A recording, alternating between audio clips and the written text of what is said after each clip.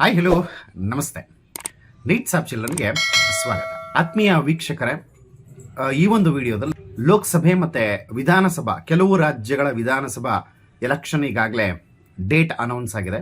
ಹಾಗೆ ಅದಕ್ಕೆ ಸಂಬಂಧಪಟ್ಟಂತೆ ಮಾಡೆಲ್ ಕೋಡ್ ಆಫ್ ಕಂಡಕ್ಟ್ ಈಗಾಗಲೇ ದೇಶದಾದ್ಯಂತ ಜಾರಿಯಲ್ಲಿದೆ.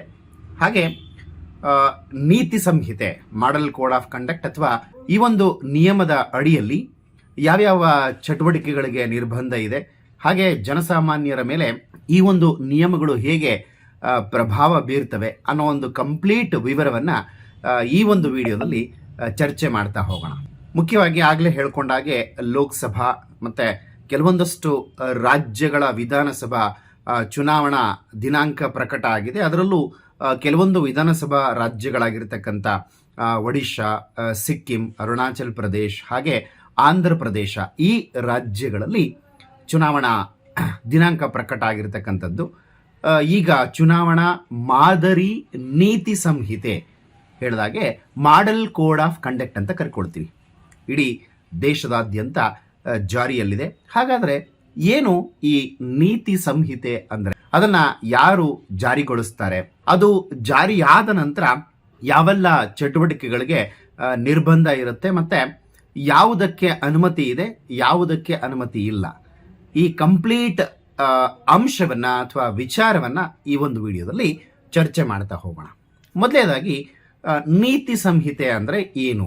ದೇಶದಲ್ಲಿ ಮುಕ್ತ ಮತ್ತು ನ್ಯಾಯಸಮ್ಮತ ಚುನಾವಣಾ ನಡೆಸೋದಕ್ಕೆ ಚುನಾವಣಾ ಆಯೋಗ ಕೆಲವು ನಿಯಮಗಳನ್ನು ರೂಪಿಸುತ್ತೆ. ಈ ನಿಯಮಗಳನ್ನು ನೀತಿ ಸಂಹಿತೆ ಅಂತೇಳಿ ಕರೆಯಲಾಗ್ತದೆ. ಲೋಕಸಭೆ ಆಗಿರ್ಬೋದು ಅಥವಾ ವಿಧಾನಸಭಾ ಚುನಾವಣಾ ಸಂದರ್ಭದಲ್ಲಿ ರಾಜಕೀಯ ಪಕ್ಷಗಳು ಈ ನಿಯಮಗಳನ್ನು ಪಾಲನೆ ಮಾಡಬೇಕಾಗಿರ್ತಕ್ಕಂಥದ್ದು ಕಡ್ಡಾಯ ಆಗಿರುತ್ತೆ. ಹಾಗೆ ಚುನಾವಣಾ ಸಂದರ್ಭದಲ್ಲಿ ರಾಜಕೀಯ ಪಕ್ಷಗಳು ಮತ್ತು ಅಭ್ಯರ್ಥಿ ಏನು ಮಾಡಬೇಕು, ಏನು ಮಾಡಬೇಕು ಅನ್ನೋದು ಈ ಒಂದು ನೀತಿ ಸಂಹಿತೆಯ ಅಡಿಯಲ್ಲಿ ತಿಳಿಸ್ಕೊಡ್ತದೆ. ಇನ್ನು ಭಾರತದ ಸಂವಿಧಾನದ 324ನೇ ವಿಧಿ ಈ ಒಂದು ಚುನಾವಣಾ ನೀತಿ ಸಂಹಿತೆಗೆ ಮಾಹಿತಿಯನ್ನ ಕೊಡ್ತಾ ಹೋಗುತ್ತೆ. ಅಲ್ಲದೆ ಈ ಒಂದು ಚುನಾವಣಾ ಆಯೋಗವು ಶಾಂತಿಯುತ ಚುನಾವಣೆಗಾಗಿ ನೀತಿ ಸಂಹಿತೆಯನ್ನ ಅನುಸರಿಸೋದಕ್ಕೆ ರಾಜಕೀಯ ಪಕ್ಷಗಳಿಗೆ ಸೂಚನೆಯನ್ನ ನೀಡುತ್ತದೆ. ಹಾಗಾದ್ರೆ ಈ ಒಂದು ನೀತಿ ಸಂಹಿತೆ ಜಾರಿಯಾಗಿದ್ದು ಎಲ್ಲಿ, ಯಾವಾಗ, ಹೇಗೆ ಬಂತು, ಮೊದಲು ಪ್ರಾರಂಭ ಆಗಿದ್ದು ಎಲ್ಲಿ ಅಂತ ನೋಡ್ತಾ ಹೋದಾಗ 1960ರಲ್ಲಿ ಕೇರಳ ವಿಧಾನಸಭಾ ಚುನಾವಣೆಯಲ್ಲಿ ಮೊಟ್ಟ ಮೊದಲೇ ಬಾರಿಗೆ ಈ ಒಂದು ನೀತಿ ಸಂಹಿತೆಯನ್ನು ಜಾರಿಗೆ ತರಲಾಯಿತು. ತದನಂತರ 1962ರ ಲೋಕಸಭಾ ಚುನಾವಣೆಯ ಸಂದರ್ಭದಲ್ಲಿ ಈ ಒಂದು ಚುನಾವಣಾ ಆಯೋಗ ಮೊದಲ ಬಾರಿಗೆ ಈ ನಿಯಮಗಳ ಬಗ್ಗೆ ರಾಜಕೀಯ ಪಕ್ಷಗಳಿಗೆ ಮಾಹಿತಿಯನ್ನ ನೀಡಿತು.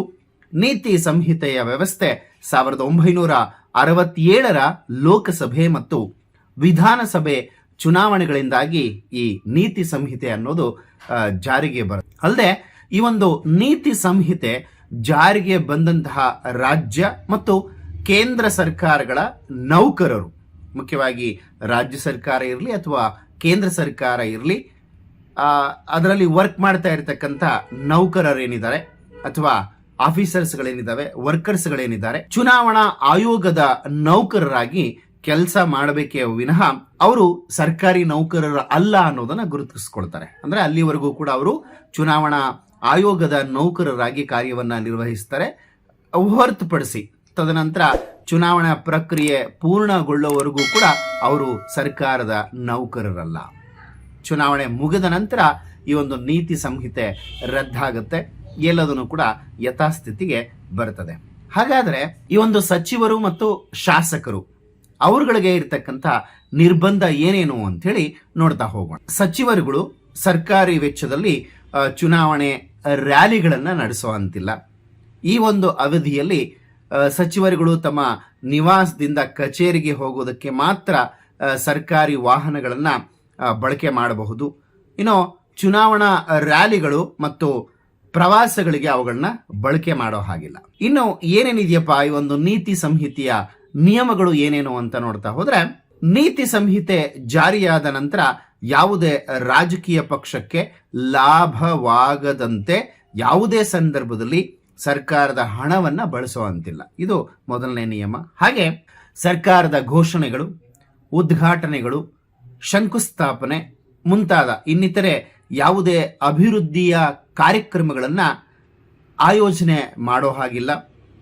ಆದರೆ ಕೆಲವು ಕೆಲಸಗಳಿಗಾಗಲೇ ಪ್ರಾರಂಭ ಆಗಿದ್ದರೆ ಅವುಗಳನ್ನ ಮುಂದುವರಿಸಬಹುದು.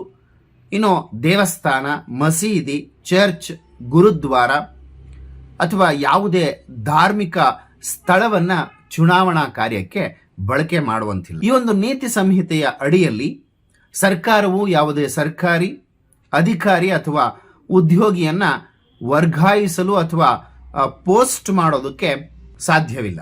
ವರ್ಗಾವಣೆ ಬಹಳ ಮುಖ್ಯ, ಅತೀ ಜರೂರು ಅಂತ ಏನು ಕರ್ಕೊಳ್ತೀವಿ. ಚುನಾವಣಾ ಆಯೋಗದ ಅನುಮತಿಯನ್ನ ಪಡೆದು ಅವ್ರನ್ನ ವರ್ಗಾವಣೆ ಮಾಡಲಿಕ್ಕೆ ಅವಕಾಶ ಇರುತ್ತೆ. ಇನ್ನು ಸಾರ್ವಜನಿಕ ಅಥವಾ ಖಾಸಗಿ ಸ್ಥಳದಲ್ಲಿ ಸಭೆಯನ್ನ ಆಯೋಜಿಸೋದು, ಮೆರವಣಿಗೆ ನಡೆಸುವ ಮತ್ತೆ ಧ್ವನಿವರ್ಧಕಗಳನ್ನು, ಮೈಕ್ ಸೆಟ್ ಅಂತ ಏನು ಕರ್ಕೊಳ್ತೀವಿ, ಧ್ವನಿವರ್ಧಕಗಳನ್ನು ಬಳಸೋ ಮೊದಲು ಸ್ಥಳೀಯ ಪೊಲೀಸ್ ಅಧಿಕಾರಿಗಳಿಂದ ಲಿಖಿತ ಅನುಮತಿಯನ್ನ ಪಡೆಯೋದು ತುಂಬಾ ಅವಶ್ಯಕವಾಗಿರುತ್ತೆ. ಅಲ್ಲದೆ ರಾತ್ರಿ 10ರಿಂದ ಬೆಳಗ್ಗೆ 6 ಗಂಟೆವರೆಗೆ ಧ್ವನಿವರ್ಧಕಗಳನ್ನು ಬಳಸೋ ಅಂತಿಲ್ಲ. ಇನ್ನು ಈ ಒಂದು ನೀತಿ ಸಂಹಿತೆಯನ್ನ ಉಲ್ಲಂಘನೆ ಮಾಡಿದ್ರೆ ಏನಾಗ್ತದೆ? ಯಾವುದೇ ರಾಜಕೀಯ ಪಕ್ಷ ಆಗಿರಲಿ ಅಥವಾ ಅಭ್ಯರ್ಥಿ ನೀತಿ ಸಂಹಿತೆಯನ್ನ ಉಲ್ಲಂಘಿಸಿದ್ರೆ ಅಂಥವರನ್ನ ಪ್ರಚಾರದಿಂದ ನಿಷೇಧಿಸಬಹುದು. ಅಭ್ಯರ್ಥಿಯು ಚುನಾವಣೆಗೆ ಸ್ಪರ್ಧಿಸದಂತೆ ನಿರ್ಬಂಧ ಹೇರಬಹುದು. ಅಷ್ಟೇ ಅಲ್ಲದೆ ಅಗತ್ಯ ಬಿದ್ದರೆ ಅಭ್ಯರ್ಥಿಯ ವಿರುದ್ಧ ಕ್ರಿಮಿನಲ್ ಮೊಕದ್ದಮೆಯನ್ನು ಕೂಡ ದಾಖಲಿಸಬಹುದು ಅಥವಾ ಜೈಲು ಪಾಲಾಗ್ತಕ್ಕಂಥ ಸಾಧ್ಯತೆಯೂ ಕೂಡ ಇರ್ತದೆ, ಒಂದು ವೇಳೆ ನೀತಿ ಸಂಹಿತೆಯನ್ನ ಸರಿಯಾದ ರೀತಿಯಲ್ಲಿ ಪಾಲನೆ ಮಾಡದೇ ಇದ್ರೆ. ಇನ್ನು ಜನಸಾಮಾನ್ಯರಿಗೆ ಈ ಒಂದು ನೀತಿ ಸಂಹಿತೆ ಹೇಗೆ ಅನ್ವಯ ಆಗುತ್ತಪ್ಪ ಅಂತ ನೋಡೋದಾದ್ರೆ, ನೀತಿ ಸಂಹಿತೆ ಕೇವಲ ರಾಜಕೀಯ ಪಕ್ಷಗಳಿಗೆ ಅಥವಾ ಅಭ್ಯರ್ಥಿಗಳಿಗಷ್ಟೇ ಸೀಮಿತ ಆಗಿರೋದಿಲ್ಲ. ಇನ್ನು ಜನಸಾಮಾನ್ಯರಿಗೂ ಕೂಡ ಅನ್ವಯ ಆಗ್ತದೆ.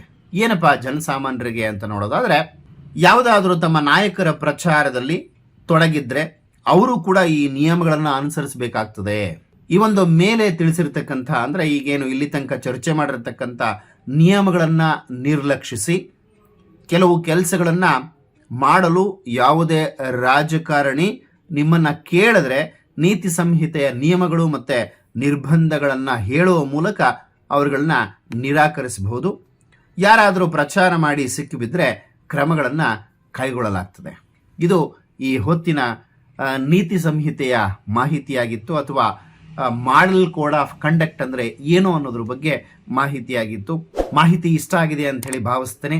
ಮತ್ತೊಂದಷ್ಟು ಮಾಹಿತಿ, ವಿಚಾರ, ಇನ್ಫಾರ್ಮೇಶನ್ ಬಗ್ಗೆ ಮತ್ತೊಂದು ವಿಡಿಯೋದೊಂದಿಗೆ ಬರ್ತೀನಿ. ಅಲ್ಲಿವರೆಗೂ keep watching my channel. Thank you. Have a nice day. See you in the next video. Bye. Take care.